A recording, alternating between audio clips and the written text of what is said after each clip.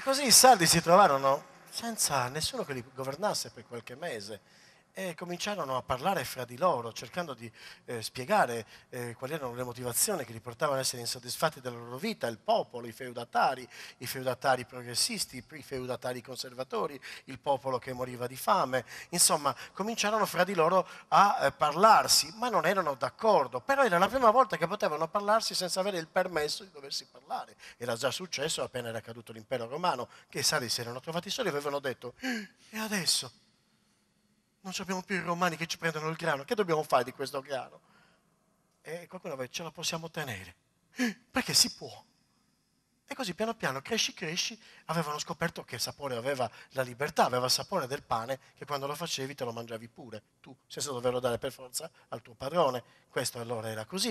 E quindi i sardi si trovarono davanti a questa cosa incredibile per 4 mesi e fecero l'unica cosa che non dovevano fare: litigarono fra di loro.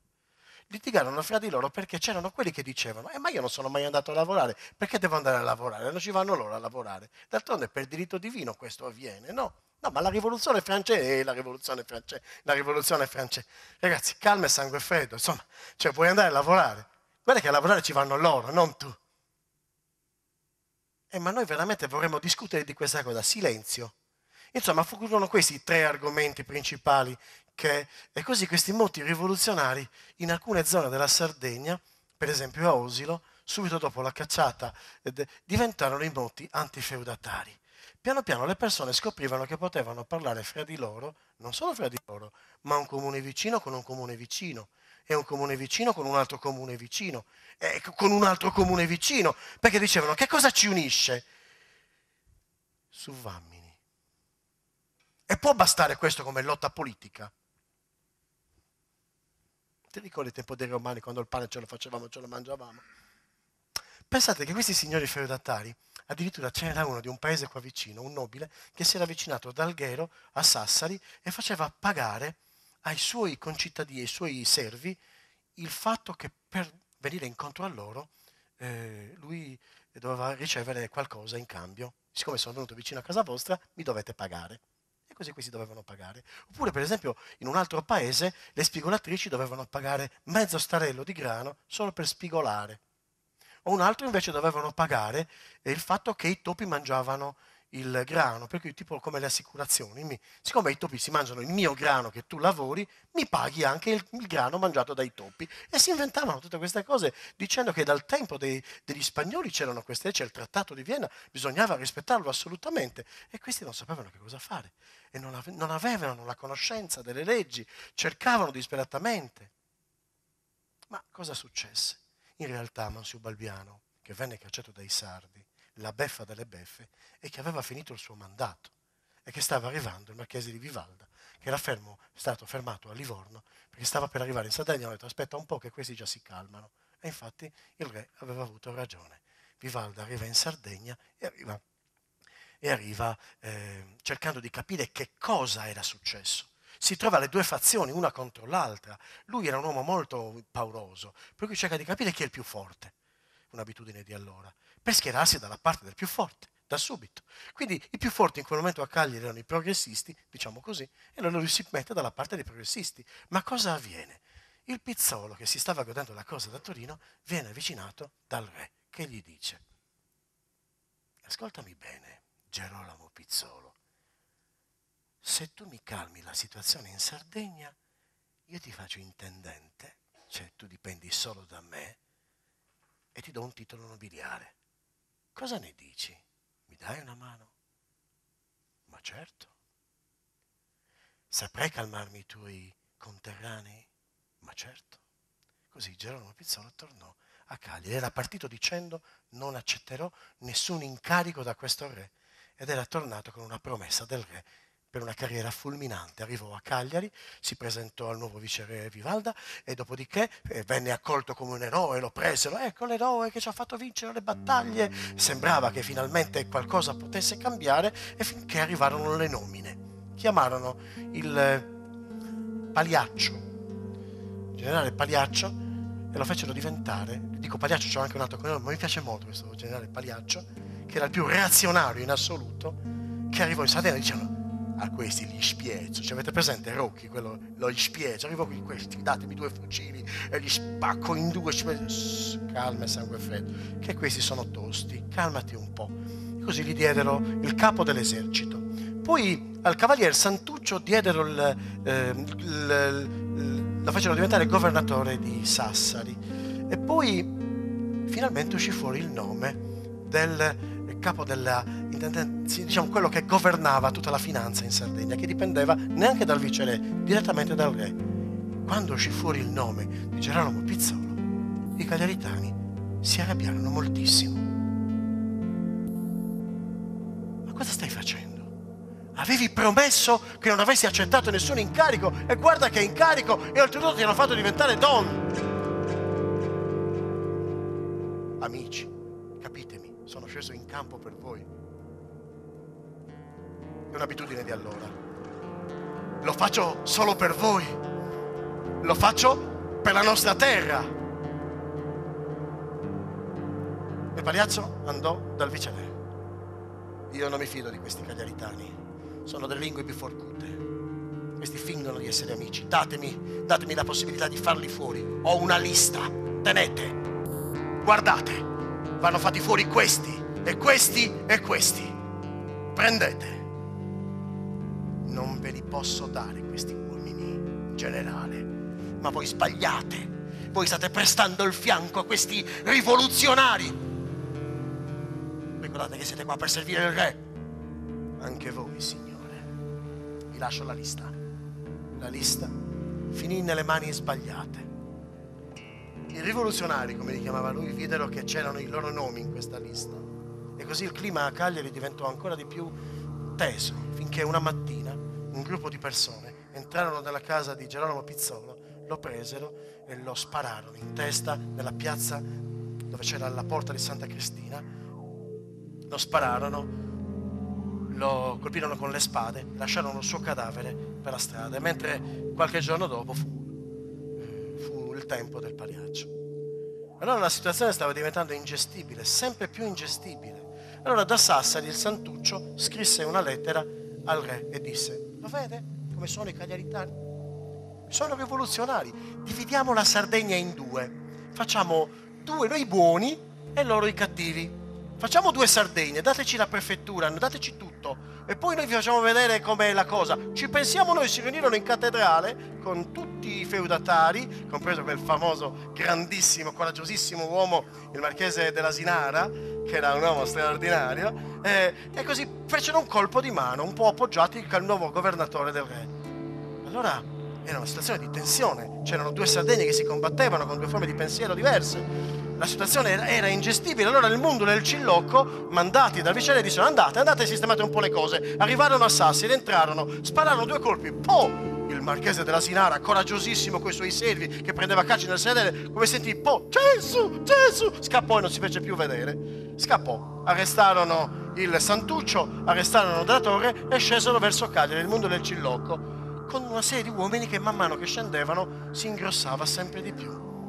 Allora scrissero una lettera, chiamarono l'Efisio Pintore, il Capras e gli altri, dissero: oh, che succede? Questi stanno scendendo a Cagliari, che intenzioni hanno? Non è che hanno intenzioni cattive, bisogna scrivere. Monsignor Melano invitò i cagliaritani: pace, concordia, non fate sciocchezze. Quelli sono 2 rivoluzionari, conoscete il mondo del Cilocco, sono 2 persone poco serie, calma, pensate a Sant'Efisio che vi ha protetto dai rivoluzionari, li volete far tornare, calma. Questi scendevano, man mano che scendevano i cagliaritani avevano sempre più paura, dicevano: che succede? Allora mandarono una delegazione per dire al mondo del Cilocco: liberate l'arcivescovo e il governatore di Sassari, per favore, non ne avete diritto, avete fatto un colpo di mano, vi avevamo mandato a mettere l'ordine e fate tutto questo, è peggio di prima, liberate. Allora scesero giù il mondo del Cilocco, ma non avevano più il mandato forte di prima, gli uomini piano piano li abbandonarono, arrivarono a Cagliari, entrarono e parlarono con i feudatari, ma Monsignor Melano aveva già fatto il suo lavoro, aveva invitato tutti alla moderazione,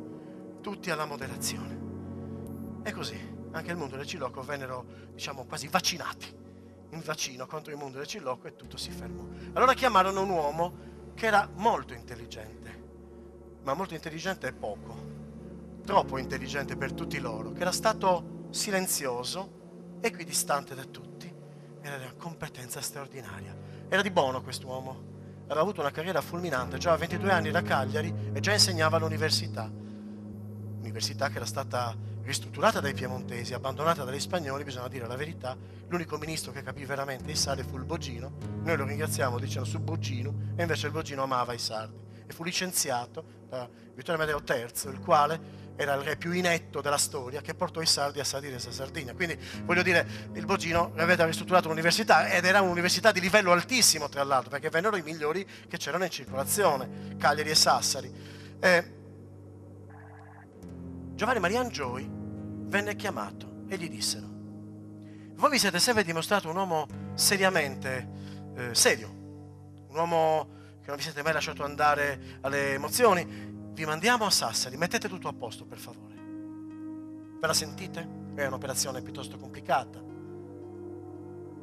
Voglio pensarci. Andò a parlare con gli amici. Mi hanno dato questo incarico, cosa ne pensate? È molto rischioso, però qualcuno lo deve fare. Io lo voglio fare, ma voglio capire anche perché la gente della nostra terra si sta ribellando. Voglio capirlo. Va bene.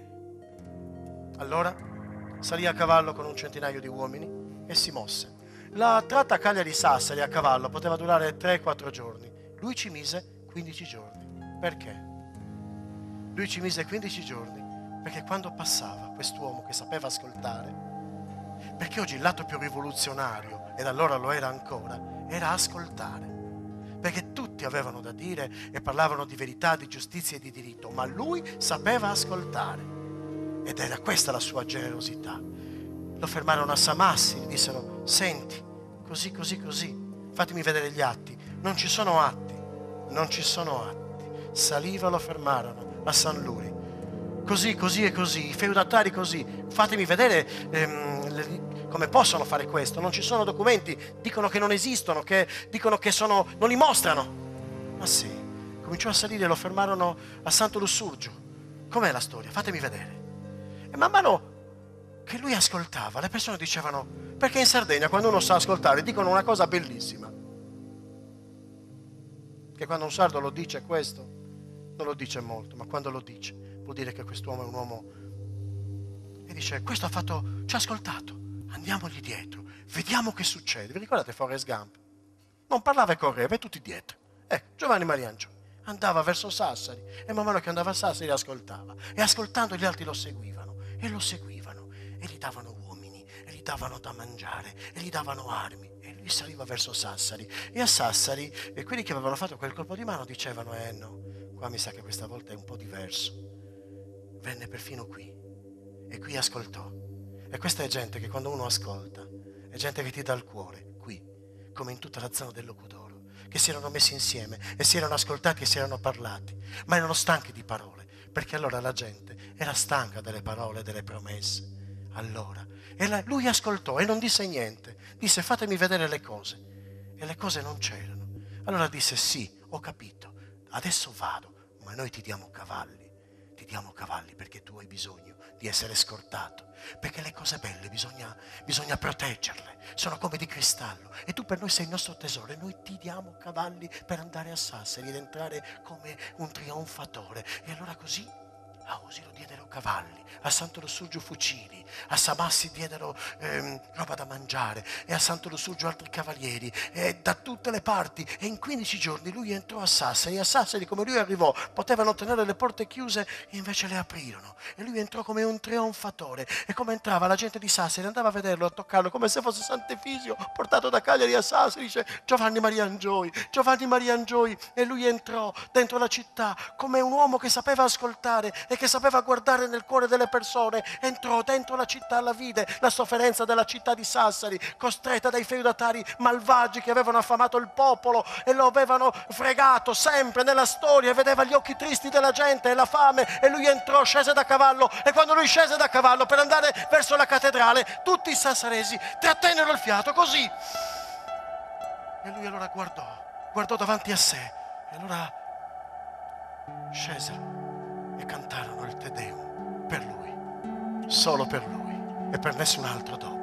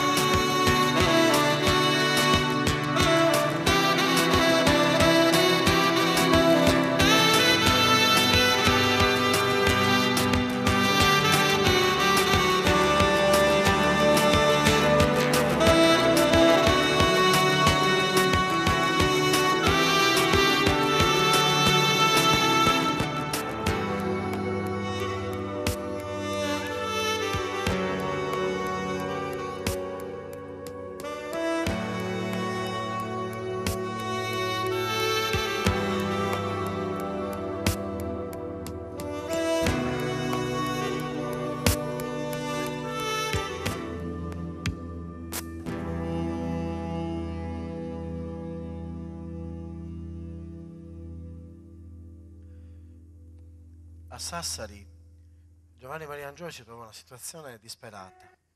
C'era gente che aveva fame. Allora la prima cosa che fece riuscì a comprare il grano per fare il pane a un prezzo addirittura inferiore a quello del mercato e riuscì a rimettere in movimento tutto quanto quello che era il mercato del lavoro. Trovò dei fondi e cominciò a tirar fuori lavori per la gente, per far guadagnare soldi. Si rese conto che era sufficiente utilizzare i fondi che c'erano. Utilizzò quelli che c'erano. Però non si fermò lì. Chiamò a raccolta tutti quei comuni del Logudoro che avevano da dire e cominciò ad ascoltarli ancora di più e cercando di spiegare loro che loro potevano affrancarsi da tutto questo. Potete legalmente fuggire da questi obblighi, ma dovete essere uniti tutti insieme. Insieme noi possiamo... Da Cagliari cominciarono a chiedersi, ma che succede a Sassari? Questo non sta facendo il suo lavoro. Sì, tutto è calmo, ma è troppo calmo. Oltretutto questo non ci porta i soldi. Questi non danno soldi. Perché? Scrissero una lettera e dissero Giovanni Maria Angioli, bravo, hai fatto un buon lavoro, bravo. Sai, i soldi, sai, questi lavorano e lavorano per noi, ci devono dare i soldi, ci devono dare le cose nostre. E come mai tu non fai niente? Fai qualcosa? E lui rispose, ma io non sono un esattore delle tasse. Arrangiatevi, fatele pagare voi. Gli amici di Giovanni Maria Angioli, che l'avevano incoraggiato ad andare, stando molto attenti, cominciarono a riunirsi e a dire, ma non è che quello è un rivoluzionario, che vuol cambiare le cose, che qua ci tolgono il feudalesimo, e che noi feudatari ci troviamo, e sta andando contro la Convenzione di Ginevra, non va assolutamente bene, la Convenzione di Vienna non va assolutamente bene, quest'uomo non va bene. E gli mandarono una lettera. Caro Giovanni Maria Angioli, forse sarebbe il caso, visto che il tempo è finito, che tu tornassi a Cagliari e lasciassi posto a un nuovo governatore. D'altronde tu come alternosta hai concluso il tuo mandato. Cosa ne pensi? Giovanni Maria Angioli non ascoltò nessuna di queste amichevoli proposte degli amici. Anzi, continuava a incontrare le persone per fargli capire che attraverso la conoscenza delle leggi, di tutti quelli che erano queste cose finte che li costringevano a vivere nella miseria, pagando più di quello che sarebbe dovuto pagare, ribellarsi, insomma, una specie di Equitalia, per dirla. Una cosa tipo Equitalia. Ribellati, usa la legge. La legge è il diritto. Cioè, abbiamo imparato dei concetti nuovi, che voi siete uomini, non siete schiavi. Cercava di invitare queste voci, arrivarono. Allora successero poche cose. I francesi stavano trasformando la rivoluzione, come tutte le rivoluzioni si trasformano sempre in qualcosa di diverso, per cui nascono.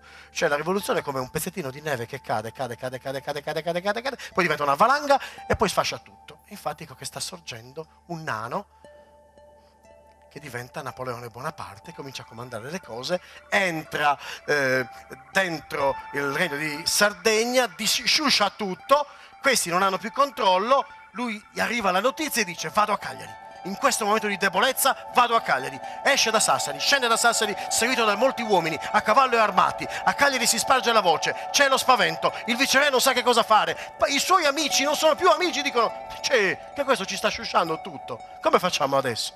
Mamma mia, avevano un terrore folle che cambiassero le cose che fino a quel momento erano state in quel modo.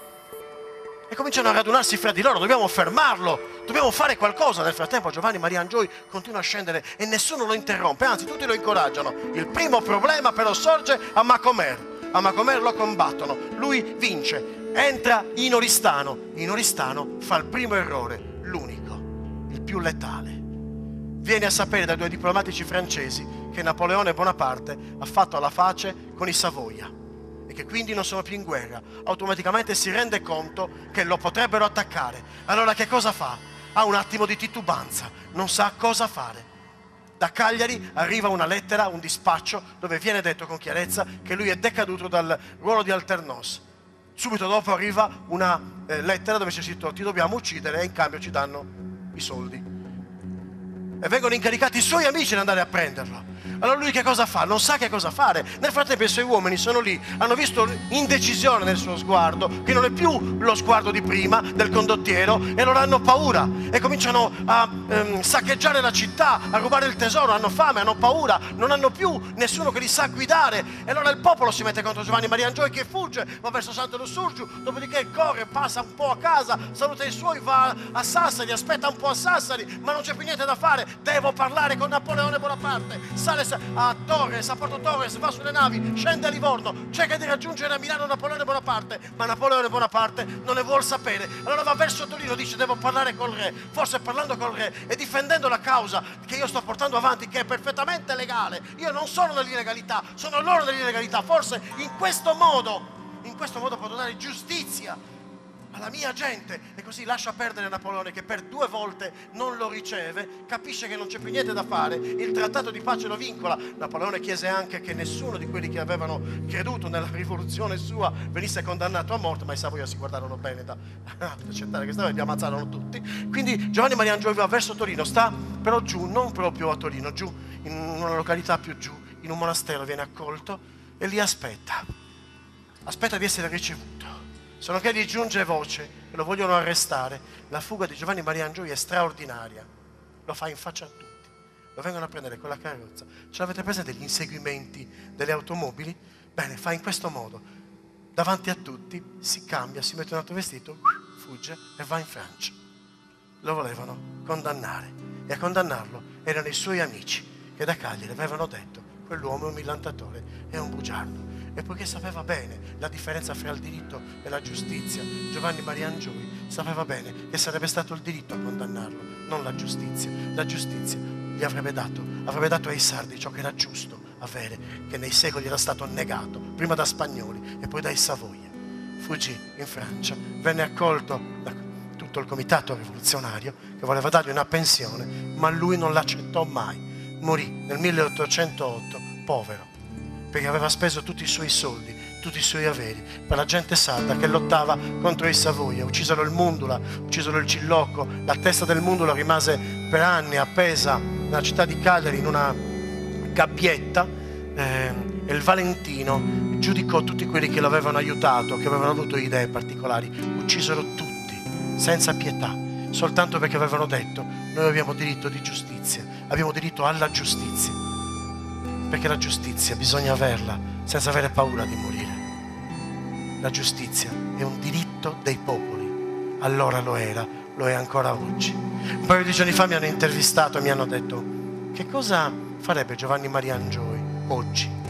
Oggi Giovanni Maria Angioy direbbe: abbassate il prezzo del pane, perché la nostra gente è povera e ha bisogno di mangiare. E che cos'altro farebbe Giovanni Maria Angioy oggi? Direbbe: prendete in mano il vostro destino, affrancatevi e guardate davanti e non delegate più nessuno del vostro destino. Ecco, io vi ho voluto raccontare questa storia per dire a me e a voi: prendiamo in mano il nostro destino e cambiamo le nostre vite. Cambiando le nostre singole vite, cambieremo la vita degli altri. Grazie.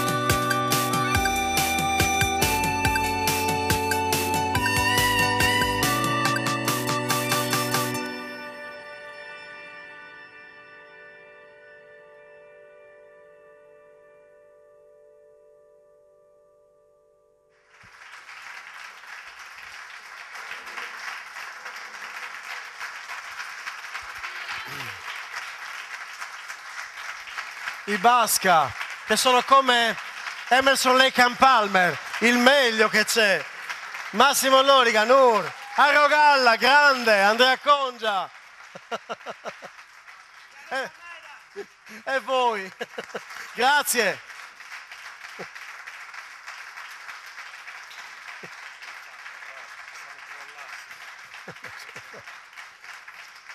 Grazie.